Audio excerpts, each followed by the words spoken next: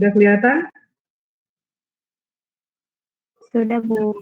Nah, ini kita akan mengulas kembali yaitu tentang perlindungan dan penegakan hukum di Indonesia. Nah, kita harus ingat dulu hukum. Ini ya, ini arti hukum. Hukum itu adalah merupakan peraturan dalam sebuah negara atau masyarakatan yang mempunyai sifat mengatur dan memaksa setiap orang di dalamnya untuk mengikutinya. Ini pengertian hukum. Sifat hukum itu mengatur atau mengikat, ya, mengatur atau mengikat dan memaksa.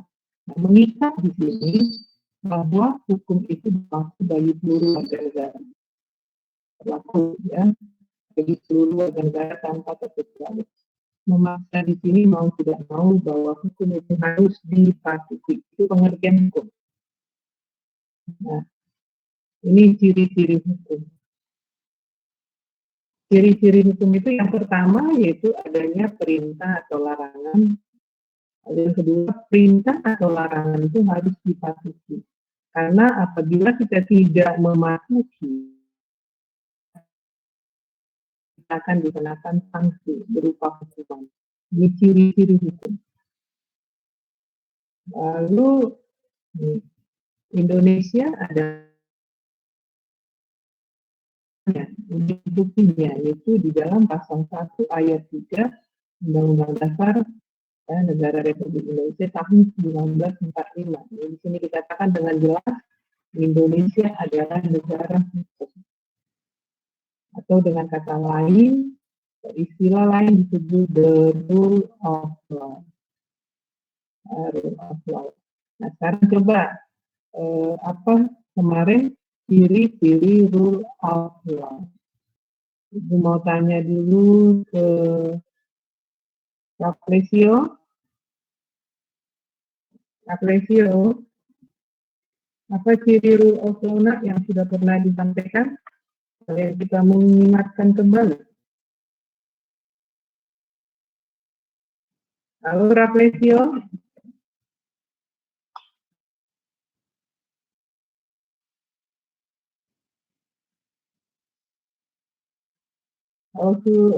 Kalau Wida,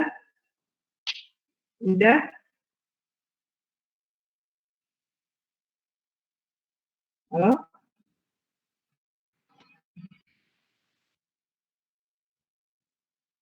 Iya, Bu. Pengerti ciri rule. Iya, Bu. Ada 3. Coba disebutkan. Yang lain tolong diperhatikan. Yang pertama, adanya jaminan perlindungan hukum. Iya. Yang kedua, adanya jaminan kepastian hukum. Iya. Yang ketiga, peradilan bebas dan tidak memihak. Iya, bagus sekali. Benar, itu dia ya, Wida. Coba ya, itu 3 tadi cirinya. 1, adanya jaminan perlindungan hukum, adanya kepastian hukum, peradilan bebas dan tidak memihak. Itu ciri rule of law. Lalu ada persamaan hukum juga bagi setiap warga negara. Bisa kita lihat di dalam pasal 27 ayat 1, persamaan hukum. Setiap warga negara bersamaan kedudukannya di dalam hukum dan pemerintahan. Pasal 27 ayat 1. Nah, kemudian kita lihat ya pembagian hukum, ya, pembagian hukum, macam-macam pembagian hukum. Yang pertama, pembagian hukum menurut sumbernya. Ada 4. Coba Ibu mau suruh dulu si Aaron. Aaron? Ya, Bu. Coba disebutkan pembagian hukum menurut sumbernya ada 4. Apa saja? Bentar, Bu. Buka dulu bukunya. Nah, bukunya aja nggak dibuka ya. Tadi kemana kamu? Kenapa terlambat, Aaron? Makan dulu, Bu. Oh. Ya maaf, lapar, Bu. Iya, Oke. tapi jangan sampai saya ngantuk lah. Kamu habis makan langsung ngantuk lagi tidur. Ya, Bu. Ya, apa? Hukum menurut apa, Bu? Sumbernya. Ya. Oke, Pertama ada hukum undang-undang, kedua hukum kebiasaan, ketiga hukum traktat, keempat hukum jurisprudensi, Bu. Iya, bagus sekali. Makasih, Aron. Ya, Bu, sama-sama. Jadi pembagian hukum menurut sumbernya tadi sudah disebutkan Aron. Coba dicek lagi ya. Yang pertama hukum undang-undang, hukum kebiasaan, hukum traktat, hukum jurisprudensi. Nah, seandainya ada soalnya muncul misalkan seperti ini. Di bawah ini yang merupakan pembagian hukum menurut sumbernya adalah, ini masuk satu, semuanya masuk. Kan jawabannya E, berarti ada jawaban satu. Tapi harus tahu apa saja yang termasuk pembagian hukum menurut sumbernya, gitu ya. Nah, sekarang masuk yang kedua, pembagian hukum menurut bentuknya. Coba Ibu suruh si jawab. Halo jawab. Ya, Bu. Coba nak sebutkan pembagian hukum menurut bentuknya ada dua. Apa saja itu? Hukum tertulis dan hukum yang dicantumkan pada berbagai undang-undangnya, Bu. Satu ya, hukum tertulis. Betul. Satu lagi apa? Hukum tidak tertulis. Iya. Jadi ingat ya, hukum tertulis dan hukum tidak tertulis. Itu menurut bentuknya. Nah, kalau dijelaskan apa pengertian hukum tertulis, yaitu hukum yang dicantumkan dalam berbagai peraturan perundangan. Nah, kalau hukum tidak tertulis, hukum yang masih hidup dalam keyakinan masyarakat, tetapi tidak tertulis. Contohnya hukum adat, kemudian konvensi, itu termasuk hukum tidak tertulis. Nah, sekarang masuk pembagian hukum menurut tempat berlakunya. Ada 4. Coba nih, Ibu mau suruh si Audrey nggak ada ya. Karen. Halo Karen.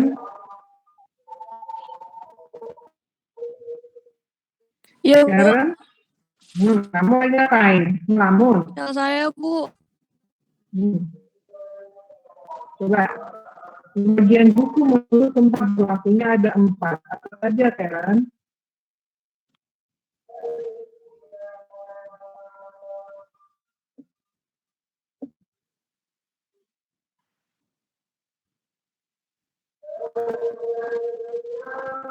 Halo, Karen?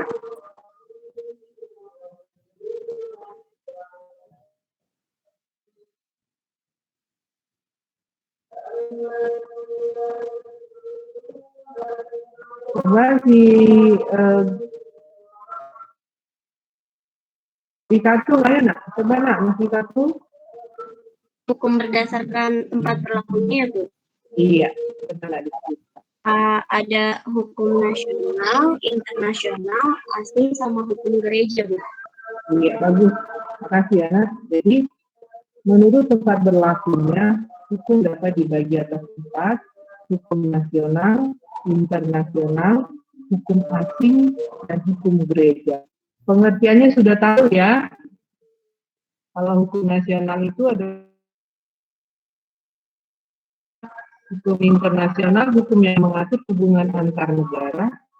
Hukum asing, hukum yang berlaku di negara lain, itu disebut namanya hukum asing.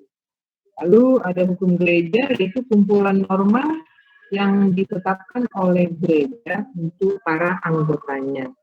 Jadi menurut tempat berlakunya ada 4. Sekarang kita lanjut ya, pembagian hukum menurut waktu berlakunya. Coba Justin. Halo Justin.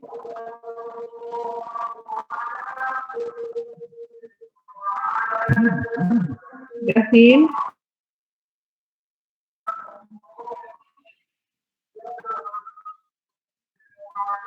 Ini pada kemana ya? Di ruang Zoom langsung ditinggal aja.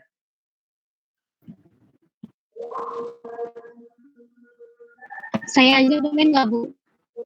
Sebutkan nak namanya siapa. Oke, nanti jadi yang masuk di ruang Zoom, ketika dipanggil tidak ada, berarti dia meninggalkan ruangan Zoom. Ya. Kecuali kalau dia izin, karena memang ada kadang mental ya, keluar tiba-tiba. Ini kalau tidak ada pemberitahuan berarti meninggalkan ruangan Zoom. Oke, siapa namanya Nina? Melita, Bu. Oke, silakan Melita. Hukum berdasarkan waktu berlakunya ya, Bu.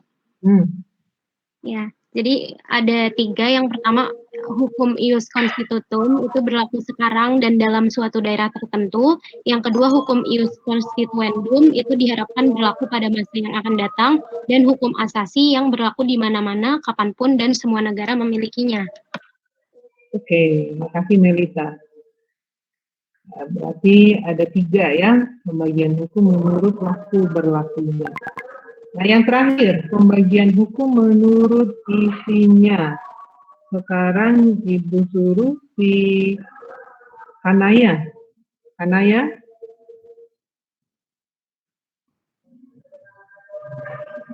Halo Hanaya? Ibu, Naya ke rumah sakit, Bu.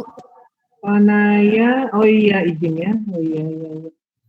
Coba Ibu suruh Nurul Asifah. Nurul? Ya, Bu. Ya, Ya. enggak. Kena. Hukum Menurut isinya dapat dibagi atas 2, apa saja? hukum privat sama hukum publik bukan, Bu? Iya. Oke, hukum privat dan hukum publik. Nah, kalau hukum yang mengatur hubungan antara orang yang satu dengan orang yang lain, atau hukum yang mengatur hubungan antar individu, itu disebut namanya hukum apa, Dosma? Halo, Dosma?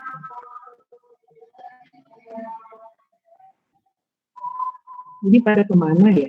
Iya, Bu. Itu tadi apa, nak? Hukum yang mengatur antara hubungan yang orang yang satu dengan orang yang lain itu termasuk hukum. Maaf, Bu. Sinyal saya jelek. Bisa tolong diulang, Bu? Oke. Hukum yang mengatur hubungan antara orang yang satu dengan yang lain atau hubungan antar individu itu termasuk hukum apa? Seandainya ada pertanyaan nanti seperti itu termasuk hukum apa?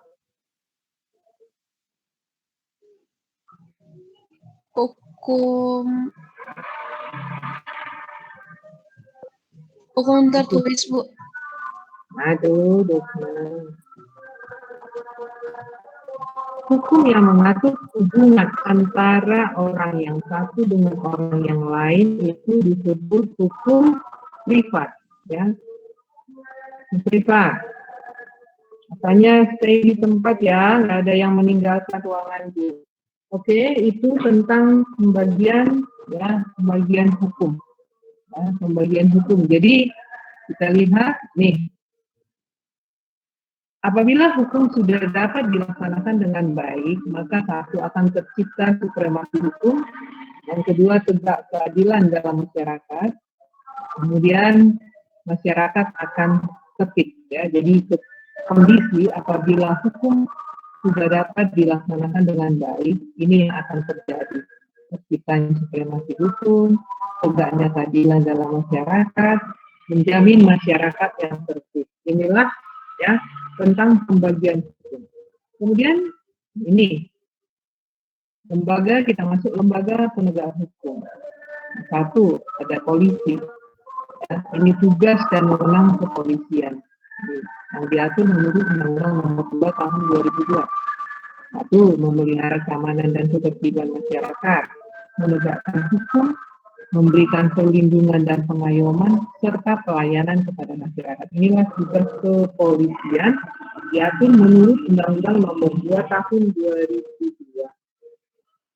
Sekarang kita masuk kejaksaan. Apa tugas dan wewenang kejaksaan?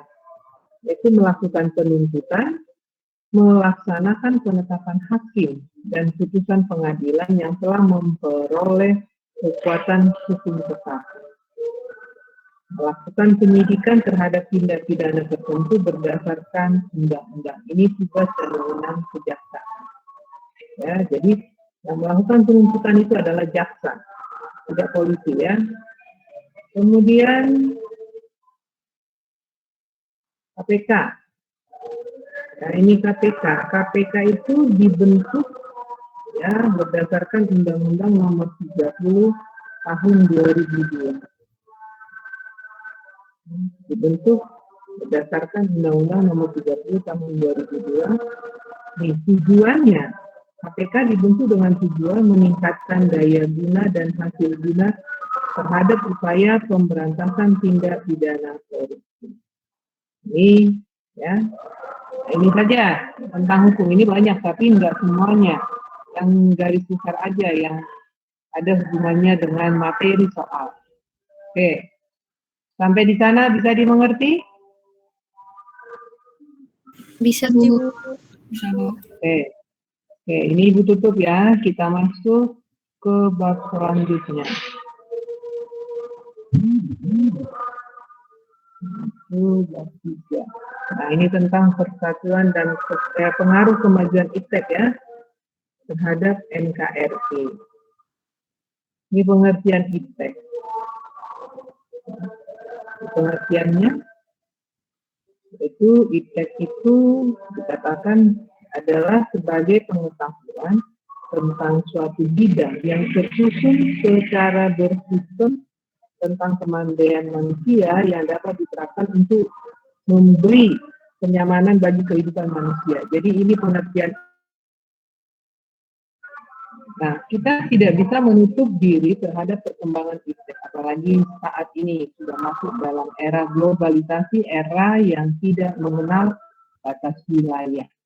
Nah, kita tidak bisa memungkiri dan kita tidak bisa menutup diri terhadap perkembangan teknologi. Nah, oleh sebab itu, perkembangan teknologi ini hampir merambah ke semua bidang ya di negara kita. Apa dampak kemajuan IPTEK terhadap Negara Kesatuan Republik Indonesia secara garis besarnya ya, bisa kita lihat. Yang kita ambil dulu yaitu dampak positif. Kira-kira siapa yang bisa memberikan dampak positif perkembangan IPTEK bagi negara kita? Coba siapa yang bisa menyebutkannya?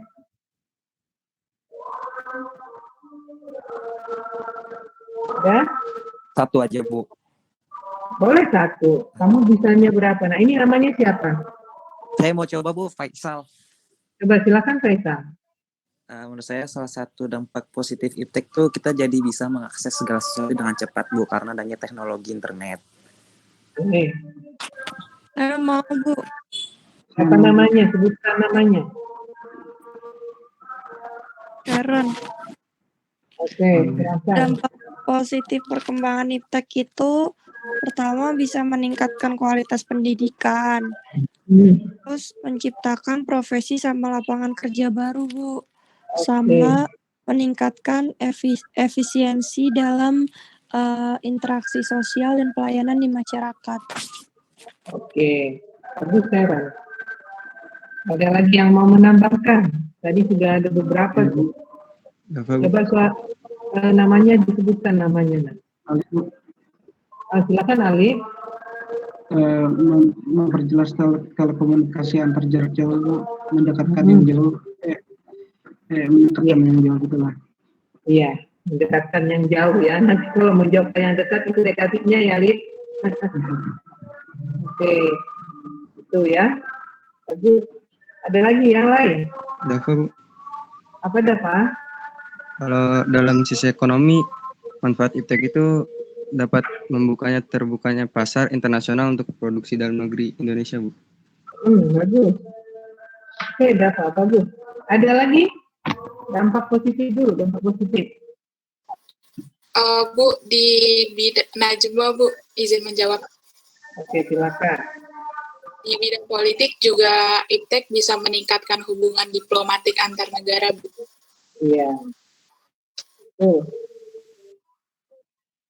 Oke ya, jadi tadi kalian sudah menyebutkan dampak positif dalam berbagai bidang itu malah ya.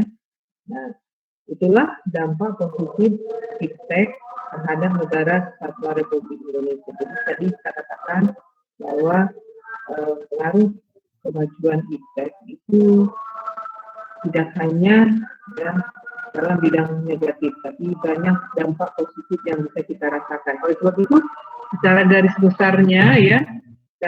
besarnya, dampak kemajuan iptek kita ambil ya. Kalau tadi kan sudah kalian bagi-bagi ke dalam berbagai bidang. Nah, secara garis besarnya, dampak kemajuan iptek terhadap Negara Kesatuan Republik Indonesia yang pertama itu mempermudah kehidupan. Jadi sekarang apapun serba mudah, ya. Asal kita mau, semua bisa. Yang mempermudah tingkat kehidupan. Lalu yang kedua,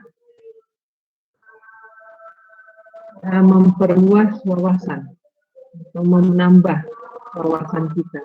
Sekarang kita mau cari apapun, seperti kita mau, semuanya bisa kita dapatkan. Hanya buka Google dapat semuanya. Ini memperluas dan menambah wawasan kita. Lalu apalagi mempercepat ya komunikasi dan transportasi. Jadi dampak positifnya juga apalagi yaitu kita bisa menambah semangat apa untuk ya NKRI ya untuk NKRI. Kita semakin meningkatkan rasa nasionalisme.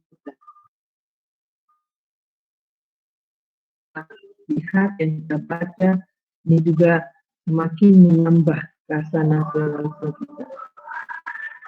Garis besarnya, secara garis besarnya ya. Nah, sekarang kita lihat dampak negatifnya. Siapa yang bisa menyebutkan dampak negatifnya? Dustin, Bu.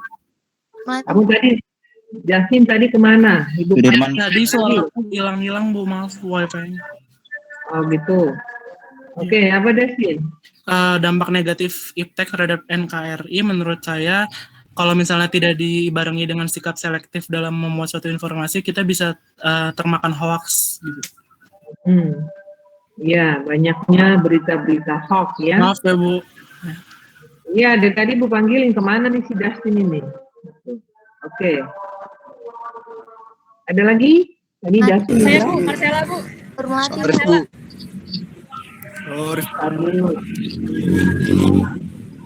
Mbak Marcella? Terjadinya dehumanisasi Bu, maksudnya jadinya semua pekerjaan manusia digantiin sama alat-alat. Jadi banyak terjadi pengangguran. Oh iya. Tingkat kemiskinan. Iya. Jadi terjadinya tingkat pengangguran dan kemiskinan. Kalau yang malas ya, yang tidak kreatif. Oke, apa lagi? Sudirman, Bu. Apa Sudirman? Menghilangnya budaya yang bagus, Bu. Kayak misalnya Ulangi. Kebudayaan yang memang sudah bagus di Indonesia, Bu. Kayak misalnya itu, kayak misalkan karena banyak nasionalisme, nah kita kehilangan budaya itu. Ya, memudarnya ya, memudarnya budaya ya, budaya nasional kita. Oke, bagus. Contohnya budaya kita ramah-tamah, jadi berganti gotong royong, jadi berganti. Apalagi? Oral bangsa. Coba dulu Haurel dulu tadi, habis itu Nurmawati ya. Menurut saya ini Bu, orang-orang jadi bersikap konsumtif karena banyak barang yang mudah didapatkan. Iya, meningkatnya sifat konsumerisme, konsumtif. Oke, Nurmawati apa? Perkembangan teknologi itu bisa merusak ekosistem, Bu, pencemaran lingkungan. Iya. Daya juangnya bisa semakin menurun karena sama kriminalitas itu jadi berbagai macam, Bu, karena banyak pengetahuan. Iya, meningkatnya tingkat kriminalitas ya. Oke. Ini juga berdampak pada lingkungan serta masih meningkatnya tingkat kejahatan. Coba sekarang ini banyak banget ya orang melakukan hal-hal tingkat kejahatan ya.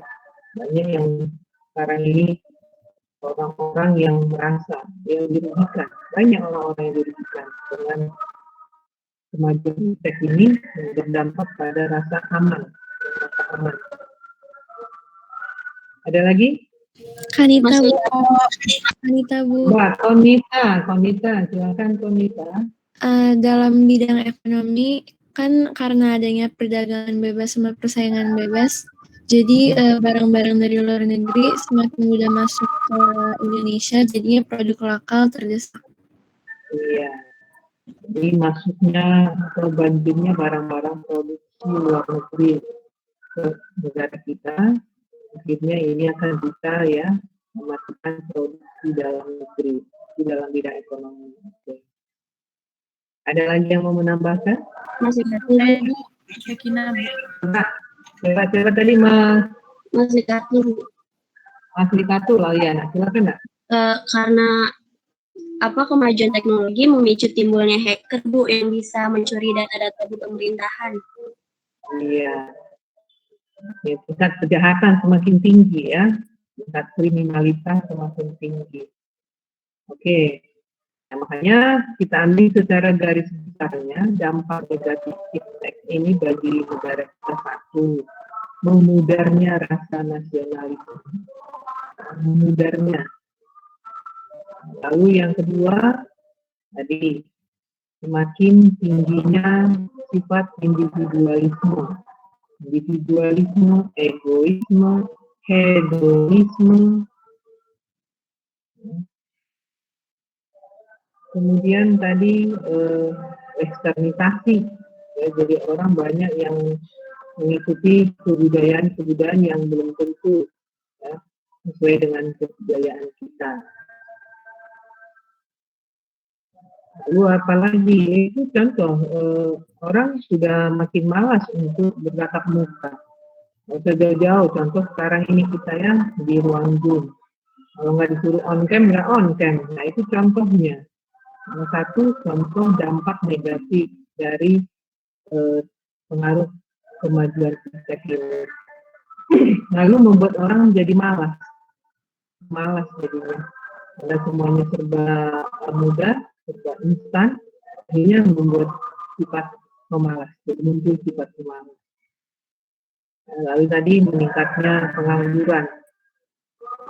Karena semuanya sudah diganti dengan tenaga mesin. Nah, itulah dampak positif dan negatif kemajuan iptek terhadap negara kita. Mungkin ada modal dasar yang harus kita lakukan menghadapi pengaruh kemajuan modal kita sebagai negara yang besar, yaitu yang paling penting modal dasar kita adalah satu, tetap mempertahankan persatuan dan kesatuan. Itu modal dasar kita dalam menghadapi kemajuan kita. Persatuan dan kesatuan, lalu sumber daya manusianya harus tetap ditingkatkan, lalu sumber daya alamnya harus tetap dilestarikan. Itu modal kita. Sehingga ya, dampak pengaruh kemajuan ini akan bisa kita minimalisir sedemikian rupa. Oleh sebab itu, apa yang harus kita lakukan yaitu kita harus bersikap selektif dalam menghadapi berbagai kemajuan iptek. Di mana sikap selektif itu yaitu Pancasila kita jadikan sebagai filter, ya, sebagai filter dalam menyaring masuknya pengaruh kemajuan iptek ke negara kita. Karena tadi kita katakan bahwa pengaruh itu tidak selalu negatif, tapi banyak positif. Yang positif kita ambil, yang negatif kita saring sedemikian rupa. Kita minimalisir sehingga kemajuan iptek itu sungguh-sungguh dapat kita rasakan manfaatnya. Ya, oke, ini cukup. Sekarang kita masuk yang terakhir. Nih.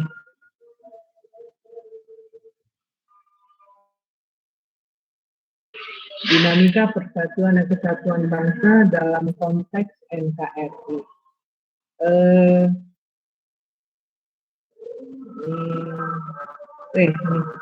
Kita tahu bahwa Indonesia itu adalah bangsa yang majemuk, wilayahnya luas. Ketika penjajah masuk ke Indonesia, itu pada saat itu langsung mendapatkan perlawanan. Cuma sifatnya masih kedaerahan. sehingga kita bisa dijajah 3,5 abad. Akibat itu, maka muncullah yang pertama, kesamaan nasib. Kesamaan nasib karena semuanya getirnya penjajahan tersebut. Jadi diawali dengan kesamaan nasib. Yang kedua, keinginan bersama untuk merdeka, ingin melepaskan diri dari. Yang ketiga, adanya kesatuan tempat tinggal, yaitu NKRI. Yang keempat, adanya cita-cita sampai kemakmuran, yaitu cita-citanya bisa kita lihat di dalam Undang-Undang Dasar 45, secara khusus di alinea yang keempat. Ini faktor-faktor pembentuk ya persatuan dan kesatuan. Nah, ini faktor pembentuk. Nah, kalau ada faktor pembentuk, ada faktor penghambat. Apa faktor penghambatnya? Satu, yaitu kemajemukan. Ya, kemajemukan. Faktor penghambat. Keanekaragaman masyarakat Indonesia ketika itu tidak disikapi dengan baik, maka itu menjadi faktor penghambat ya. Lalu apa lagi? Belum meratanya hasil-hasil pembangunan. Lalu apa? Kemiskinan. Kesenjangan sosial ekonomi itu menjadi faktor penghambat. Lalu waktu itu juga ini coba diulang kembali.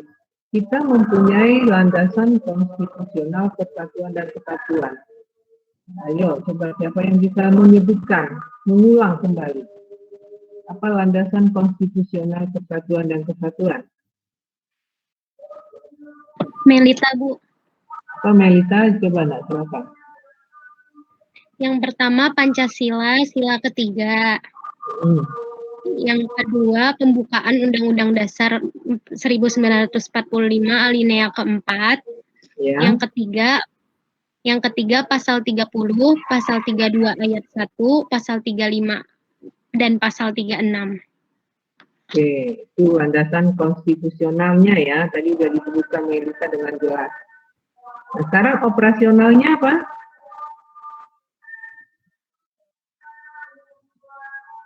Ayo, operasionalnya? Mas Nikati, Bu. Coba siapa tadi?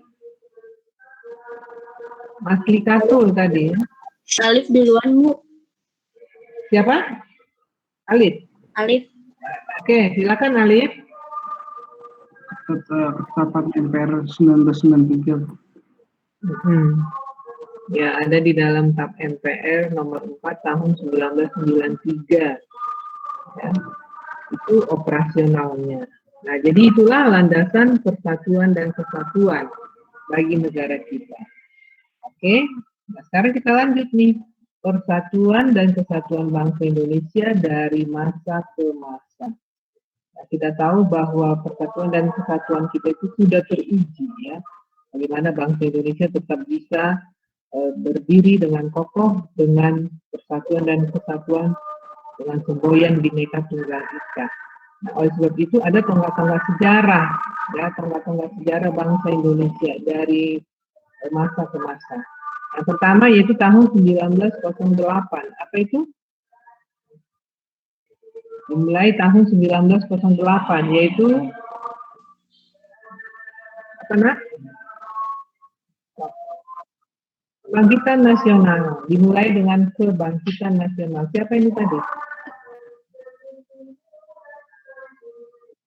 Oke, ya, Denisa. Dimulai dengan kebangkitan nasional. Setelah itu apa? Selanjutnya? Yang lain, ayo.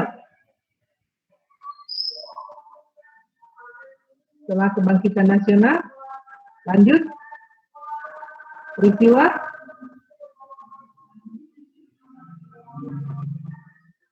yaitu Sumpah Pemuda kan 1928. Nah, setelah 1928 lanjut ke apa? Proklamasi.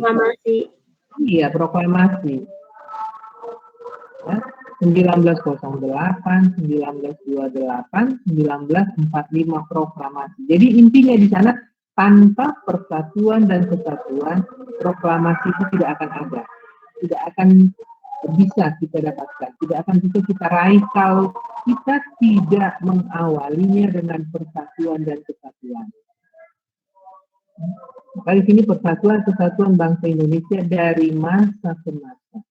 Nah, setelah 1945 lanjut ke apa? Orde Baru. Orde Baru. Siapa tadi yang ngomong nih? Mas Rikatul.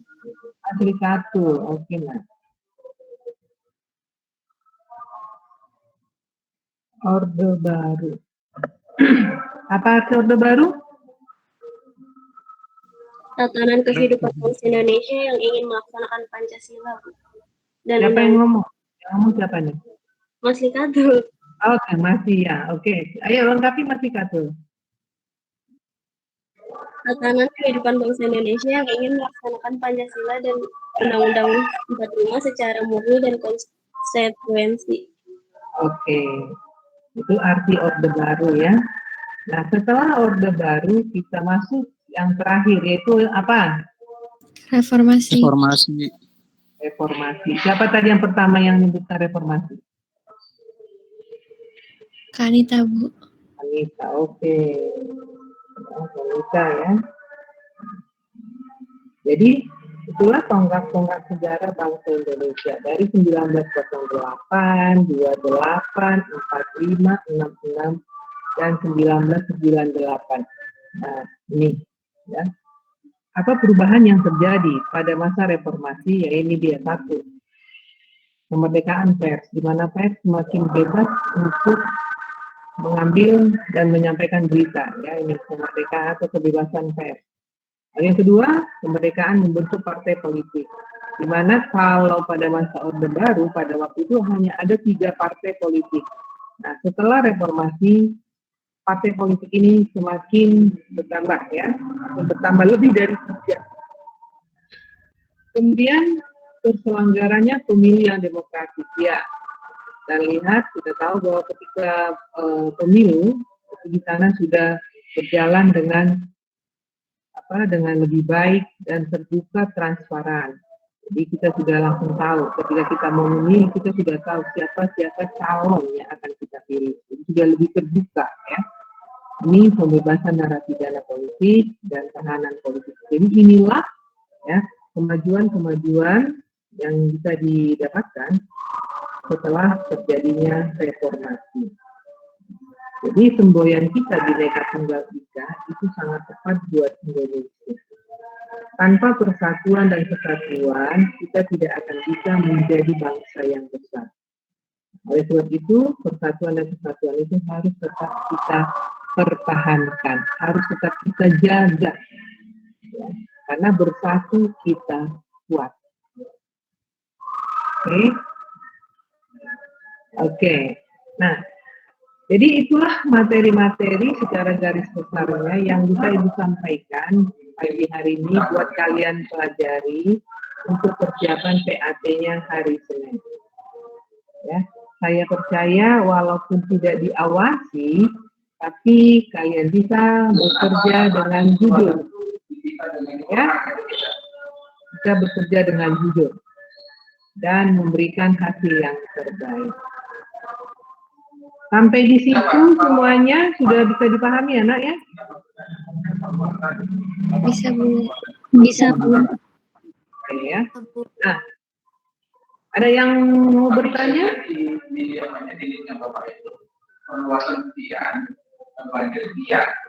Oke, kalau tidak ada lagi pertanyaan, Ibu rasa sampai sini dulu pertemuan kita untuk hari ini.